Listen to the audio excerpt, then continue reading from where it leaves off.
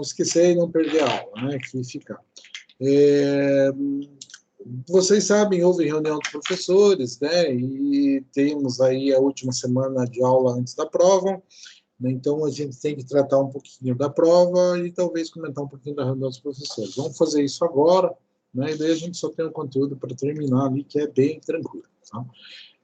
Então, pessoal, como vocês sabem, semana que vem tem prova, a gente já fez um trabalho, esse trabalho valendo 3 pontos, que era a elaboração do mapa mental lá, eu já atribuí nota para todo mundo, né, já coloquei tudo certinho lá, eventualmente não está satisfeito com a nota, com alguma coisa, eu tenho minhas anotações com relação a todos que foram feitos, e já até vou fazer isso agora, né, eu dou o feedback para vocês aqui, vocês podem conversar, ver o que vocês acharem e tal, faz parte da ideia da coisa, realmente que vocês participem, entendam o porquê que foi feito cada uma das coisas, tá? Então, estou liberando um e-mail para cada um de vocês agora, neste exato momento, para tratar da correção da prova desse trabalho que foi feito. Coisinha, uma linhazinha que eu falei para cada um de vocês, alguma coisa justificando a nota, tá?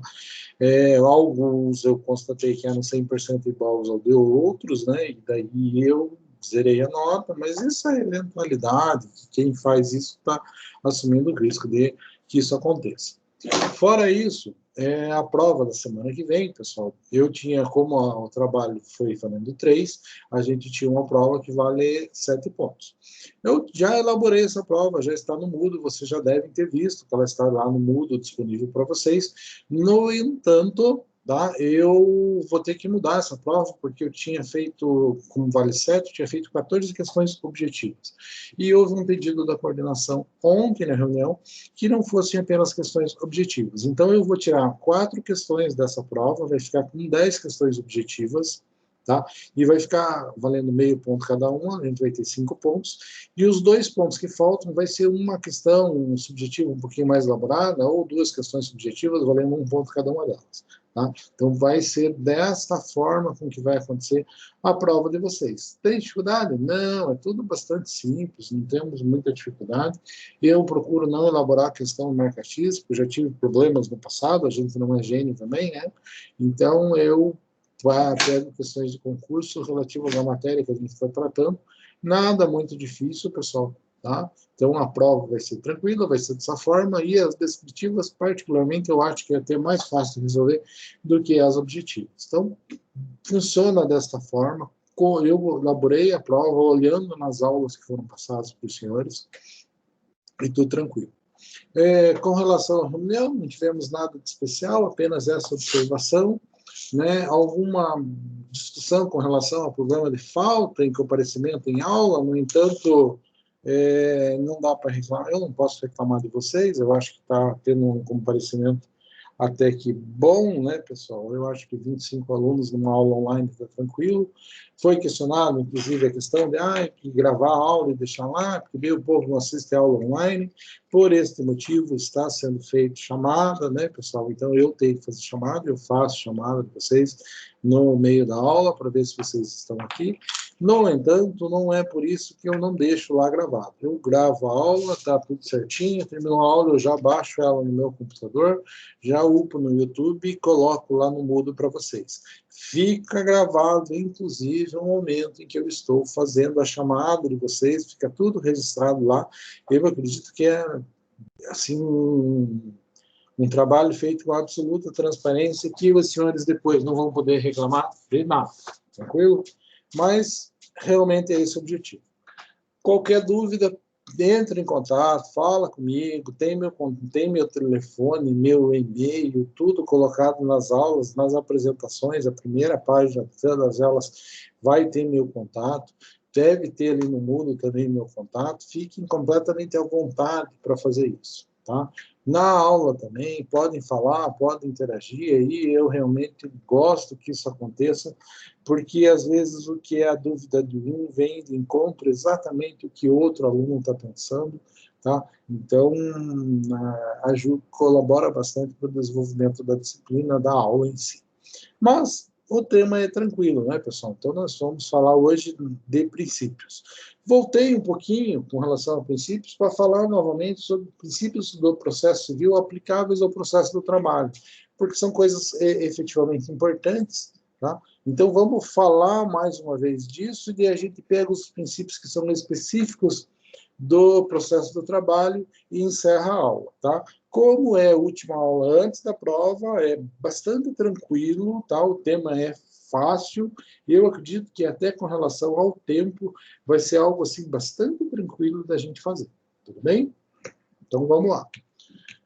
Primeira coisa, nós falamos do princípio dispositivo ou da demanda, né? O princípio dispositivo ou da demanda, que está no processo do trabalho, e que também está no processo civil, o artigo 2º do Código de Processo Civil, é aquele princípio que diz que o processo não começa sozinho, que o processo tem que ir lá e apertar um botãozinho, tem que acionar o dispositivo. Nosso dispositivo chama-se petição inicial. Então, você tem que fazer a petição inicial para que a petição inicial dê um início ao processo. Tá? Então, o processo tem que iniciar por meio de um pedido. No processo do trabalho, nós vamos ter algumas situações onde existem exceções. Então, o artigo 39, quando tem um pedido da Secretaria Regional do Trabalho, que é aquele órgão do Ministério do Trabalho, que o pessoal fala, né? Então, a gente pode fazer isso. Então, quando existe uma notícia de vários problemas em uma empresa, alguma coisa, pode ser instaurado de ofício um processo, seria a questão de segundo grau de jurisdição. A mesma coisa, a execução ex officio, quando não existe o pagamento voluntário, automaticamente ele se instaura, né? E instauração em instância em dissídio coletivo, quando o presidente do tribunal pede. Mas são situações sui generis. A regra básica do processo do trabalho é a mesma regra do processo civil, que é a regra do princípio do dispositivo, né? Que a jurisdição permanece inerte, parada, tende a continuar parada até que alguém vá lá e dê um empurrãozinho para que ela se mexa. Este empurrãozinho chama-se petição inicial, tudo bem? Outro princípio, pessoal, princípio inquisitivo ou princípio dispositivo. Nós aprendemos que o processo inicia por iniciativa da parte, salvo raríssimas exceções, tá? E exceções apenas no processo do trabalho, no processo civil não existem exceções, tá? Daí nós temos o princípio inquisitivo do impulso oficial, que diz o quê? Que o processo, apesar dele iniciar por iniciativa da parte, ele caminha para o fim por iniciativa do juízo. Então, os juízes, do Tribunal do Trabalho, tudo que for, os magistrados, eles vão levar o processo para o fim. Mas, assim como o juiz da vara civil, ele vai julgar o processo e ele vai tentar empurrar o processo para que ele chegue no fim. Agora, quem tem que instruir, quem tem que fazer, produzir as provas, fazer os atos certinho para que seu direito seja reconhecido, é a parte. Quando o juiz fala, quando estamos dizendo que o juízo empurra o processo para o fim e que ele dá o impulso oficial para que o processo chegue ao fim, não quer dizer reconhecer o pedido que está na petição inicial. Quer dizer acabar o processo o mais rápido possível, sem resolver coisa nenhuma, normalmente sem julgamento do mérito. Por quê? Porque o processo é um mal, o processo é um desperdício de dinheiro público e quanto antes acabar, melhor. Então, esta é a ideia do princípio do dispositivo. O princípio da demanda, o princípio do dispositivo diz que para iniciar o processo precisa de iniciativa da parte. Para que ele chegue ao fim, o magistrado empurra, o impulso oficial empurra para ele chegar ao fim. No entanto, ao fim, simplesmente acabar com o processo e não resolver a questão propriamente dita. O princípio da instrumentalidade ou finalidade diz que as formas previstas no processo, tanto no Código de Processo Civil como na Justiça do Trabalho, elas são, assim, instrumentais. Ou seja, o legislador previu uma forma de fazer o negócio, previu um jeito de fazer a coisa, porque ele imaginou que daquela forma era a chance de menos problemas se alcançar. Era a forma mais eficiente de colocar o direito na prática. Por este motivo, tá, o legislador previu uma forma. No entanto, pessoal, só um minutinho aqui, deixa eu ver um negócio, só um minutinho. Me ligaram aqui, um minutinho.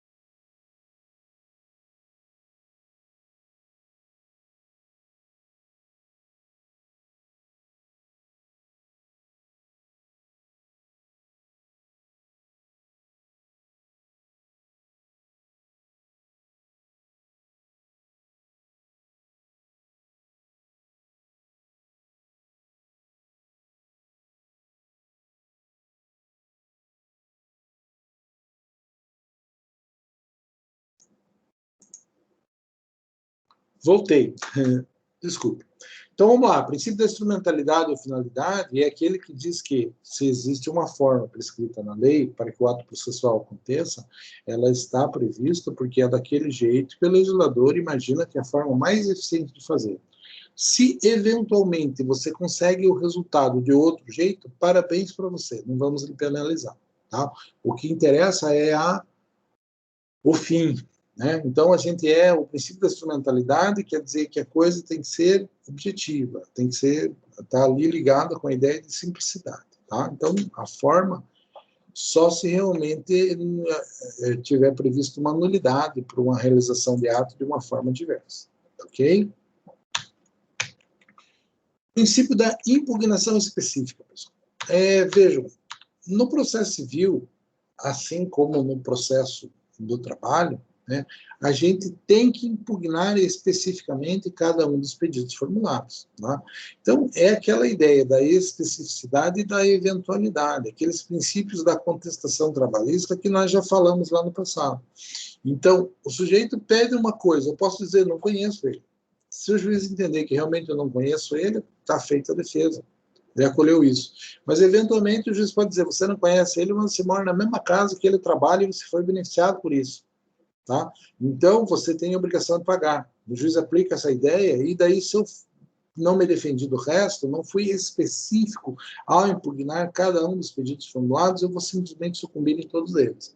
Então, a ideia do princípio da impugnação específica é que eu tenho que impugnar especificamente cada um dos itens que foram pedidos.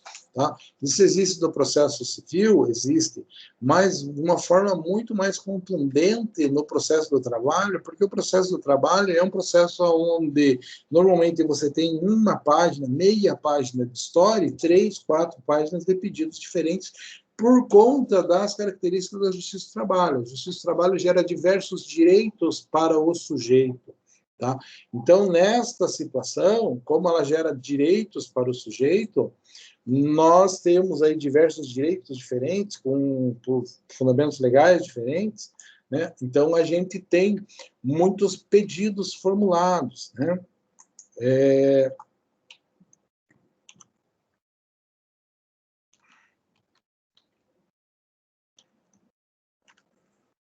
Por conta de ter muitos pedidos formulados, tem que existir o cuidado em impugnar, em defender-se de cada um dos pedidos. Aquele que fica desapercebido não é contestado e automaticamente ele é tido como verdadeiro. Tá? O princípio da estabilidade da lide, né, aquele que diz que, no Código de Processo Civil, que depois de determinado momento as partes tornam-se imutáveis e depois de um certo tempo o que é objeto do processo também torna-se imutável. Daí nós falamos bastante com relação àquela regra de antes da citação, altera o pedido livremente, após a citação, altera o pedido com a concordância da parte contrária e após o saneamento da lide, você simplesmente não altera mais o processo. Ok? Então você tem estas situações.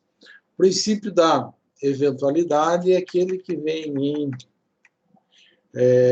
complementação ao princípio da impugnação específica. Né? Por quê? O princípio da eventualidade diz que tudo tem que ser contestado, porque eventualmente uma defesa genérica não é aceita e você sucumbe por não ter contestado especificamente cada um do que foi pedido. Tá? Então, o princípio da eventualidade. Então, aqui eu tenho um exemplo de uma jurisprudência que está mencionando com relação à quitação, matéria de defesa, tal, para vocês entenderem a aplicação deste princípio, que é o princípio da eventualidade, como que ele funciona. Não vou entrar no mérito com relação a isso. Tá?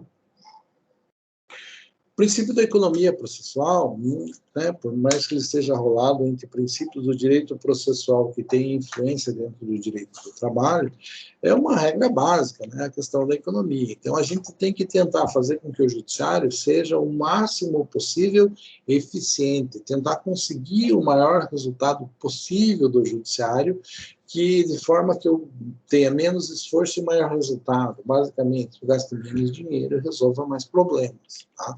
Então, esta é a ideia. Então, por conta disso, se eu posso ter dois processos unidos em um só, eu vou fazer.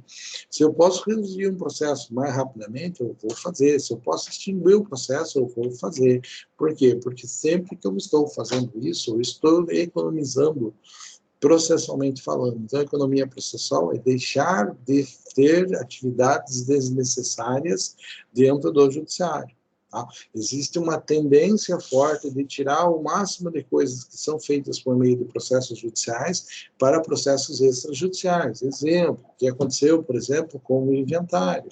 Hoje, se for todo mundo maior e capaz, não precisa fazer inventário na justiça, faz uma escritura pública. Hoje, se o casal vai se separar, é maior, capaz, concorda com tudo, não tem interesse de criança no meio, também a gente faz uma escritura e o sujeito se divorcia por meio de uma escritura extrajudicial. Então, é uma tendência que as coisas saiam do judiciário por conta da ideia da economia processual. A gente tem muito litígio e a gente tem que dar um jeito de acabar com essa infinidade de litígios.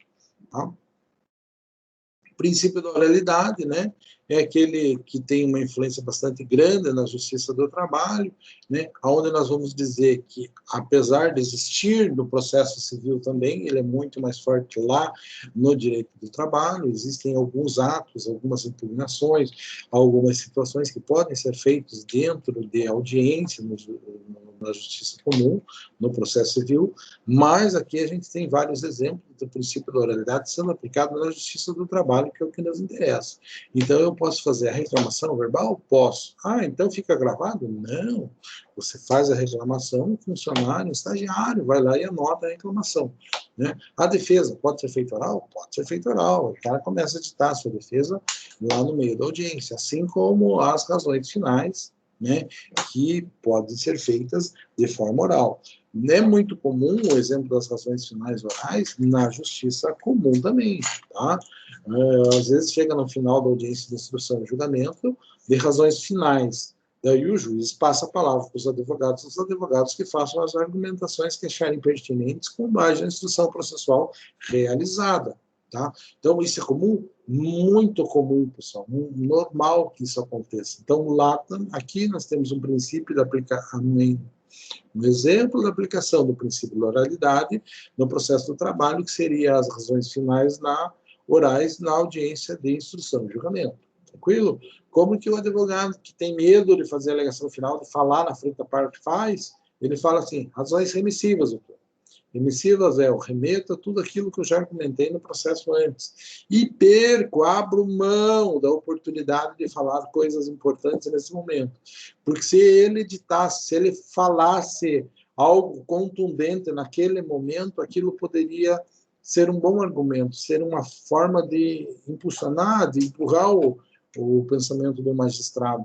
Né? E, infelizmente, a gente vê que a maioria dos advogados perde a oportunidade de fazer razões finais orais e faz simplesmente remissivas. Tá? Ou abre mão disso, ou pede, por favor, para o juiz mandar para fazer em escritório por meio de peça, que daí o juiz não lê do mesmo jeito e o cara faz o que ele quer no escritório. Tranquilo? Mas o princípio da oralidade. Nós mencionamos o princípio da identidade física do juiz, que é próprio do processo civil e que não se aplica, né? Temos súmula do TST dizendo que a identidade física do juiz não se aplica às varas do trabalho. O que é a ideia desse princípio no processo civil? A ideia desse princípio é que aquele juiz que participa da audiência, instrução e julgamento, que vê as testemunhas falando, que participa da produção da prova, que vê lá a parte falando, a outra parte, as argumentações, que entende o contexto de uma forma mais presencial do processo. Então, quando o sujeito chega a essa situação, quando ele vê essa situação, o que a gente diz? Que este cara deve julgar o processo. Tá? Por quê? O princípio da identidade física do juiz, porque ele tomou contato com o processo, ele conhece o processo melhor que ninguém e o julgamento dele é mais justo. Tá? Isso não existe na Justiça do Trabalho, por quê? Porque a Justiça do Trabalho tem muitos processos, tá? É muito grande o volume de processos que a Justiça do Trabalho sempre teve, claro que hoje em dia isso mudou, pós-reforma, a gente está praticamente falando em acabar com a justiça do trabalho, e essa justificativa do número de processos já não é uma justificativa atual, mas é uma situação que a gente diz, como existem muitos processos, como existe uma alteração dos juízes com bastante volume, a gente diz sempre, entendeu que esse princípio não se aplica à justiça do trabalho, da mesma forma que ele deveria ser aplicado na justiça comum. No entanto, por outro lado, por mais que na justiça comum a gente saiba que esse princípio existe, a gente não obsta, por exemplo, que um magistrado seja promovido porque ele não julgou todos os processos que ele instruiu, que deveria ser o que acontece, o que deveria efetivamente acontecer, tá? Então, o princípio da identidade física do juiz não existe na justiça do trabalho. O princípio da concentração, né, quer dizer que todos os atos devem acontecer em audiência, né? Vejam o que diz ali a jurisprudência, que se fundamenta no princípio da concentração, pessoal. O princípio da concentração dos atos processuais, prova testemunhal produzida fora dos autos. No sistema processual vigente da concepção dualista do processo tradicional, a prova testemunhal deve ser produzida nos autos, sob as vistas do juiz, em observância ao princípio da concentração dos atos processuais, não se admitindo depoimentos testemunhais por escritura pública, como se pretendeu aqui. Então, eu não faço isso. Eu tenho que produzir tudo dentro do processo, seja rito ordinário, seja rito sumário, lá na Justiça do Trabalho, e aqui também. Eventualmente, eu posso fazer uma escritura pública, posso fazer, por exemplo, uma ata notarial para documentar alguma coisa. Mas o depoimento não é dispensável. Tá? Às vezes eu quero uma liminar, pessoal. Quero uma liminar, para isso eu tenho que provar que alguma coisa aconteceu. Para isso, é comum que eu vá lá e eu faça uma declaração por escritura pública para que eu justifique o deferimento da medida liminar. Essa escritura pública do depoimento da pessoa não substitui o depoimento dela em juízo. Tudo bem? Então, a gente concentra toda a instrução probatória, né, dentro do processo e não espalha ela por mecanismos. Tá? Princípio da irrecorribilidade das decisões interlocutórias. Tá? Isso é uma regra básica do processo do trabalho, né? Então, que as decisões que o juiz de primeiro grau toma não são recorríveis. Tá? É a súmula, né, 214 do TST. E isso aqui é uma regra que veio do processo do trabalho para o processo civil. Então, hoje, no processo civil, a regra também é que as decisões interlocutórias tomadas no meio do processo não são recorríveis, tirando raríssimas exceções, que são aquelas onde cabe o agravo do instrumento, que é o caso de uma liminar que não foi deferida, algumas coisas que não podem esperar para ser revistas, cabe agravo do instrumento, mas a regra é o princípio da irrecorribilidade das decisões interlocutórias. Por quê? Porque vale a ideia da não preclusão. Tá? Uma coisa que aconteceu e eu não estou satisfeito, eu guardo esse argumento para quando for recorrer lá da sentença. Eu posso dizer, olha, eu fui prejudicado nessa sentença porque eu não consegui provar tal coisa, porque o magistrado não me deixou produzir essa prova lá em tal lugar. Então, eu não preciso falar na hora que acontece, eu posso guardar o argumento para falar no recurso ordinário quando eu estiver tratando do recurso da sentença propriamente dita. Tranquilo? Isso aqui também é uma questão que a gente está falando, é do direito processual civil, aplicável ao processo do trabalho, mas já existia há muito tempo, antes do Código de 2015, que foi o que trouxe para dentro do processo civil, já existia dentro do processo do trabalho. O princípio da lealdade processual e da probidade. O que é ser probo? Ser justo, ser honesto, né? Então, para isso, nós pegamos assim vários pontos, né, do Código de Processo Civil, onde a gente fala disso. A gente vai falar aqui a parte que causa prejuízo ao outro por má-fé, por deslealdade processual, responde por perda de danos. Né? Aquele sujeito que é condenado por litigância de má-fé, aquele que argumenta uma coisa que sabe que não é verdadeira, ele é condenado por litigância de má-fé, vai ser multado no processo. Tá? E assim a possibilidade de ser penalizado também nas mesmas situações onde o sujeito não está agindo de forma leal no processo. Então, isso existe dentro do processo civil? Existe. E tem aplicação direta dentro do processo do trabalho. Tranquilo, pessoal? Esses princípios praticamente todos já tinham sido falados, mas para que eu não ficasse com muito pouca coisa solta para essa última aula, eu vou tratar aqui com vocês agora apenas dos princípios peculiares do direito processual do trabalho, ou seja, princípios que são próprios do direito processual do trabalho. Nós falamos de princípios gerais, falamos de princípios do processo civil, que se aplicam ao processo do trabalho, e agora nós vamos falar só daqueles princípios do processo do trabalho. Não é muita coisa? Não, meia dúzia de coisinhas, pessoal, bem mais simples, né? O primeiro princípio é a proteção integral do trabalhador. Então, o que a gente parte da ideia? Parte da ideia de que o direito do trabalho, de um modo geral, já é um direito assim, de uma geração bem mais nova. Né? Se a gente pensa que o direito civil e aquele direito inicial, claro, séculos antes de Cristo, do direito romano, que veio dos romanos, que eram excepcionais na questão de documentação e organização do seu julgado, né? Que daí criou o Corpus Juris Civilis, que daí foi criando, que era o nosso código, com base nas decisões que eram tomadas, né? Essa é uma história que vocês têm que ter com o professor de Direito Civil de vocês. Tá? Mas, no nosso Direito Civil, veio lá de Roma. Por quê? Porque os romanos eram organizados. Tá? Então, eles copiaram um pouquinho de um lado, copiaram um pouquinho do outro, mas eles se organizaram e criaram isso. E é um direito muito antigo, e que se baseava na ideia da isonomia jurídica simples, aonde uma pessoa é igual à outra. Tá? Essa é a ideia do direito civil. O tempo evoluiu, o tempo passou, e a gente, como vem falar de direito do trabalho, muito depois disso, né, a gente partiu já da ideia de que isonomia jurídica não é simplesmente dizer que uma pessoa é igual a outra.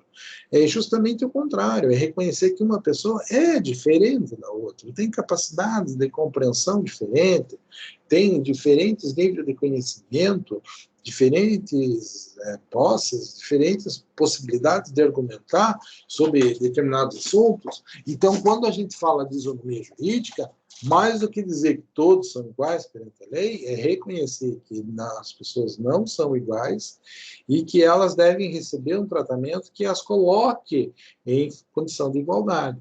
Daí vem a ideia do princípio da isonomia jurídica de Rui Barbosa, que diz que isonomia jurídica é tratar os iguais de forma igual e tratar os desiguais de forma desigual na proporção de sua desigualdade, para que aquele sujeito que tem menos condições seja tratado pelo direito de uma forma que lhe dê igualdade de condições para discutir com quem está em uma posição superior a ele.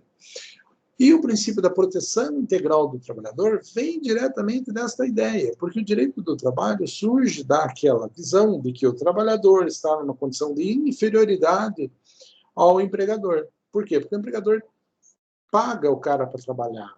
E, teoricamente, existe um exército de reserva que, se eu digo assim, não quero mais você, vou contratar outro para o seu lugar, no mesmo dia eu consigo. Tá? Essa é uma realidade cada vez mais cruel. Claro que em algumas situações isso não é tão fácil de se fazer, mas a realidade é essa. A gente tem muita gente procurando emprego e aqueles que estão realmente trabalhando são beneficiados, felizes, né? Sortudos. Né? E diante desta constatação, a gente tem que reconhecer que o empregado está numa condição de inferioridade perante o patrão. E a função do direito do trabalho é tentar fazer com que, na hora da briga, esses dois casos estejam em pé de igualdade. Por isso, o direito do trabalho confere muito mais direitos ao trabalhador, visando a proteger o trabalhador e colocá-lo em condição de discutir com o seu empregador, com o patrão, ok? Então, a ideia do princípio da proteção integral do trabalhador vem exatamente da ideia do princípio da isonomia jurídica. Tratar o trabalhador e o empregador de formas diferentes, de modo a equiparar a situação dos dois. Tudo bem? Então, isso é a ideia de proteção. Então, proteger para quê? Para dar condições que ele consiga discutir o processo da mesma forma com que o empregador tem. né? Nós vamos ter aí algumas definições legais, doutrinárias disso, né? Considere a eficiência do obreiro, também o plano processual, a própria legislação processualista trabalhista contém normas que subjetivem e protegem o contratante mais fraco, né? Então, nas situações assim, a doutrina mencionando isso que eu falo para vocês, e aqui eu tenho alguns pontos na lei, onde especificamente eu tenho estas situações. O artigo 789 da CLT, que fala da isenção das custas, né? O artigo 789, parágrafo 10º, que fala da assistência judiciária, o 899, parágrafo 1º, que vai dispensar o empregado do depósito recursal, no caso da apresentação de recurso, o 844, que fala com relação ao comparecimento das partes, né, consequências diferentes, que o empregado vai ter, o processo vai ser arquivado, no caso do empregador, ele automaticamente perde o processo, né, e vai ser condenado como se ocorresse uma revelia.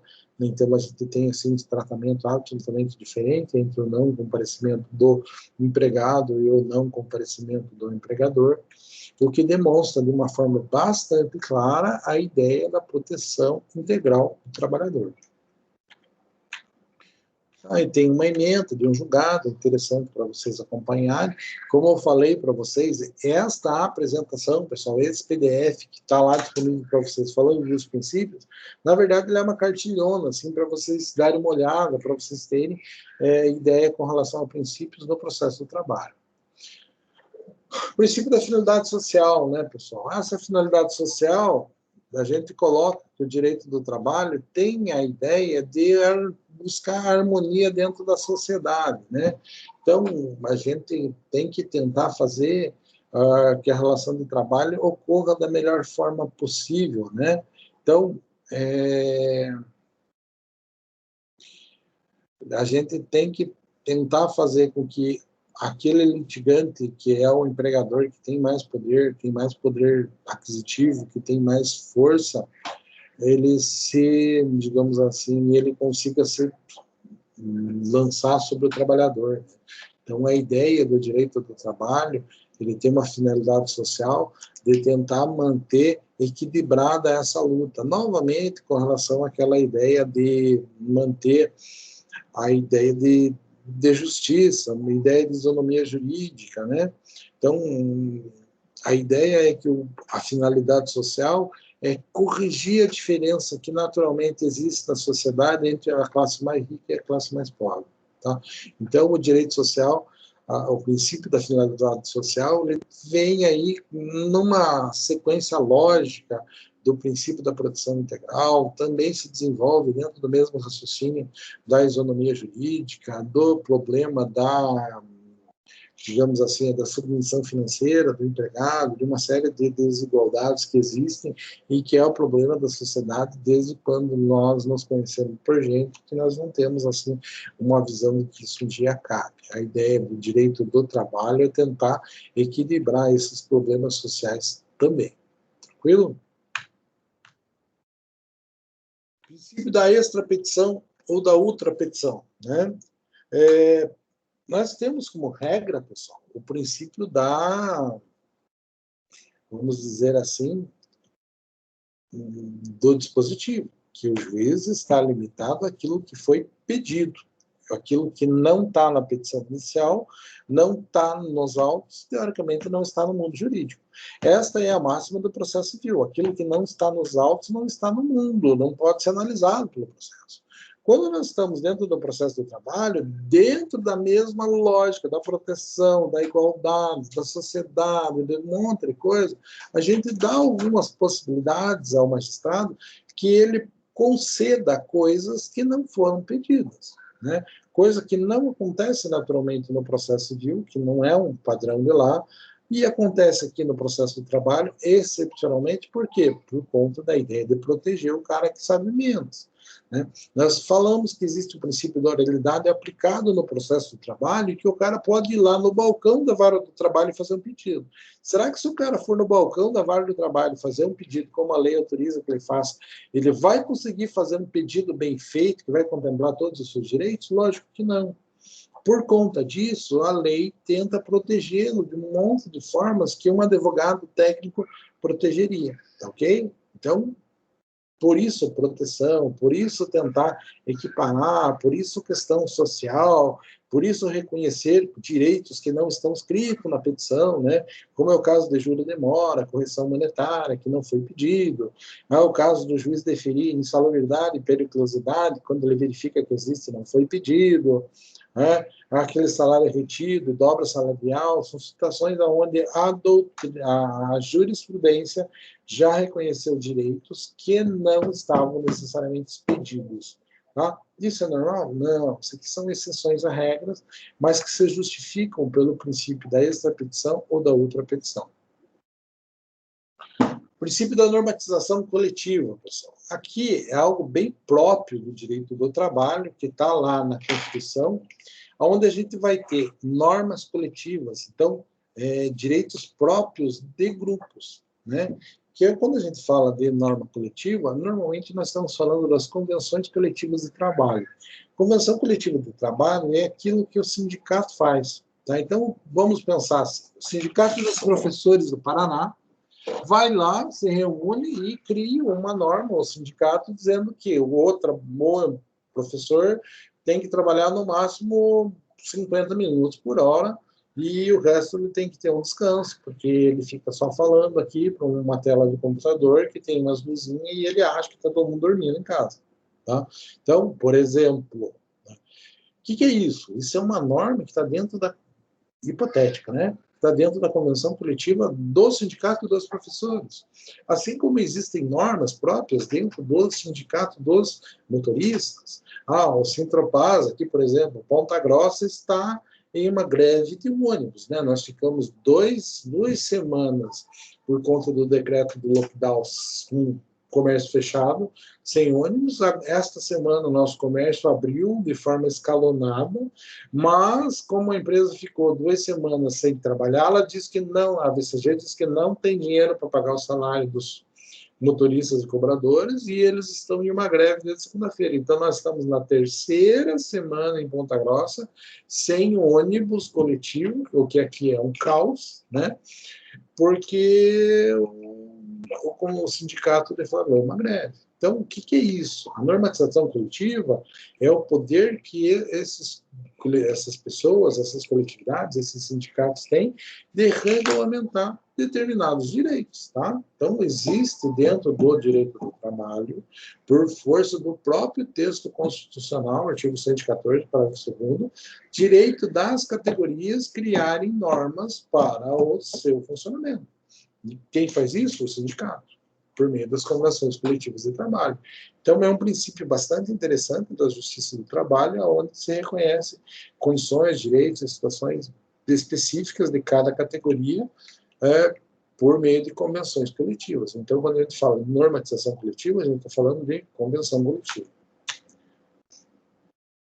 Então, aqui um aspecto bem próprio, né, que é a questão do direito coletivo, quando a gente coloca a importância, né, da questão normativa, da participação dos sindicatos, a participação da representação da categoria, dos dissídios coletivos, tal, né? A gente reconhece isso, e isso tem impacto dentro do processo do trabalho, porque é uma fonte de direito diferente, a gente não tem uma fonte de direito assim tão rápida, tão inovadora, tão presente a grupos, como a gente tem dentro do direito do trabalho.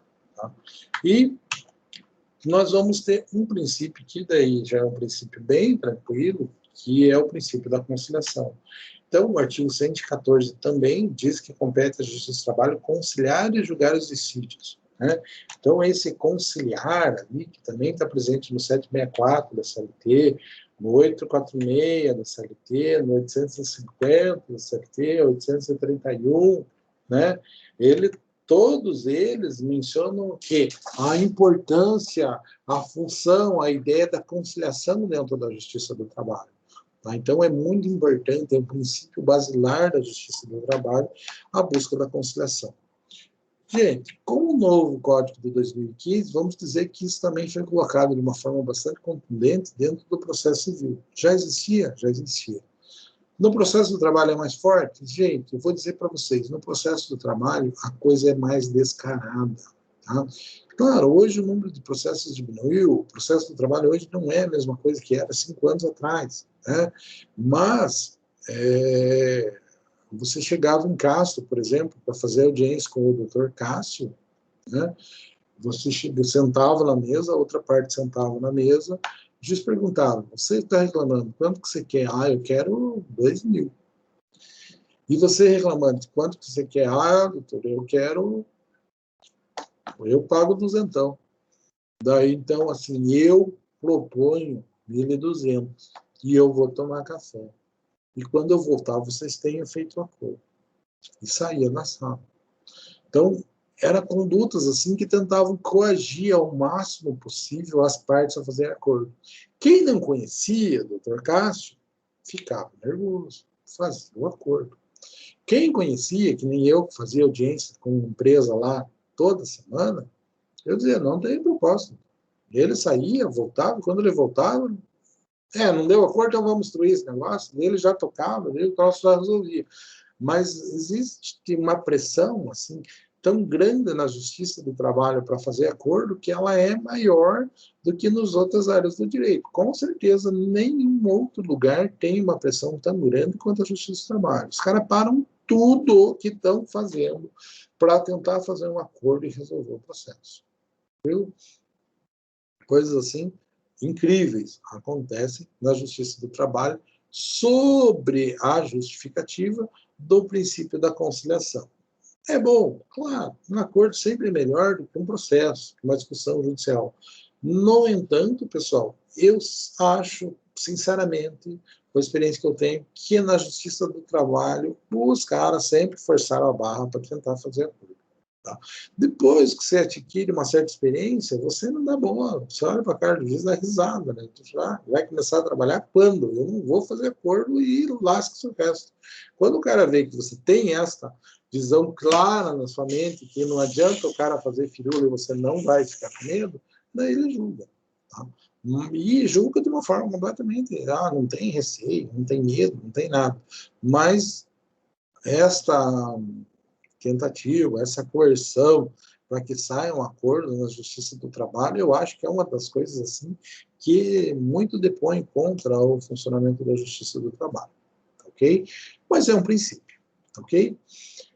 Com isso, pessoal, eu fecho os princípios do processo, do direito processual do trabalho, considerando que nós falamos sobre tudo um pouco e que esta é uma apresentação com 30 e bolinha, quer ver? Deixa eu dizer aqui para vocês, é uma apresentação com 36 slides, tá? Então, é bastante coisa, pessoal, que a gente tem, né?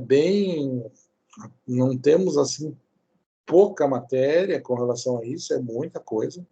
Eu, particularmente, não sou uma pessoa que tem prazer de falar de princípio, tem gente que fica falando aulas e aulas e aulas assim com relação a princípios, tem gente que consegue levar um bimestre inteiro falando de princípios e eu não sou esse tipo de pessoa, não consigo me ater tanto a isso. Eu acho que princípios são ideias basilares que servem para direcionar o pensamento e entender, e interpretar aquilo que o legislador normatizou.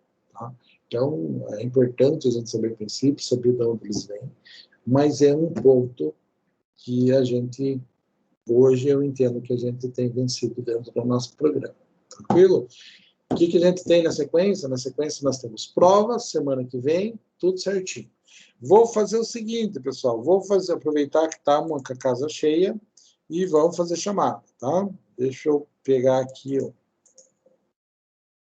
abrir o Unimestre aqui e fazer chamadas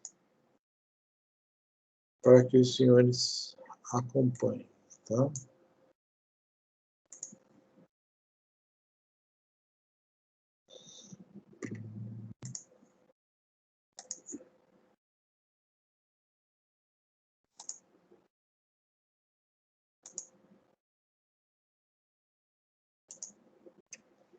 Pessoal, me ajudem lá, por favor, tá?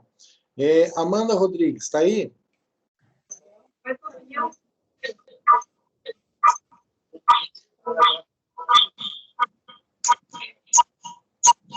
É muita gente, pessoal, eu não consigo ver direito na lista.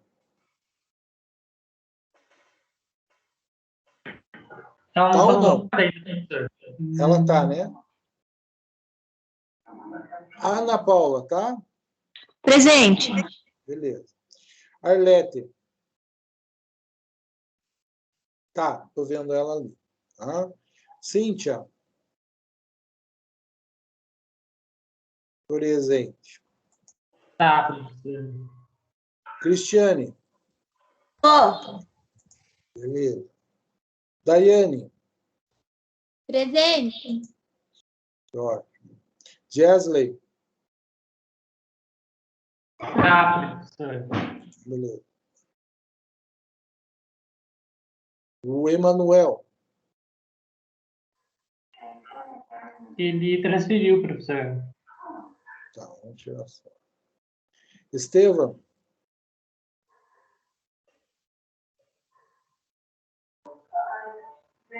Não tá, professor. Tá, então beleza. Fernanda. Tá. O Gabriel Fogaça.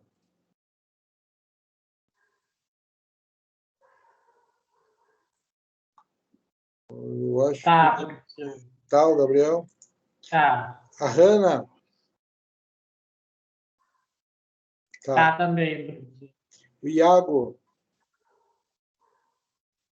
Acho que não. Tá também, professor. Tá aí. Levantou a mão. Deixa eu voltar para as medidas lá. Tá. A Jéssica. Presente. Beleza. A Jéssica Savadinho. Presente, professor. Tá. O Jonathan. Presente, professor. Na mão. João Carlos. Presente, professor. Tá ali. Tô vendo ele ali. Presente. Josiane. Presente.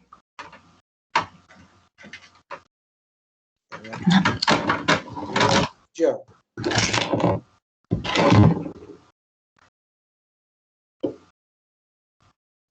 Lídia, acho que não. Qualquer coisa. Lucileide. Presente, professor. Luiz Carlos Pedroso. Presente, professor. Valeu. O Luiz Fernando Nunes. Presente. Beleza. Eu tô presente, professor. Luiz... Maria Eduarda.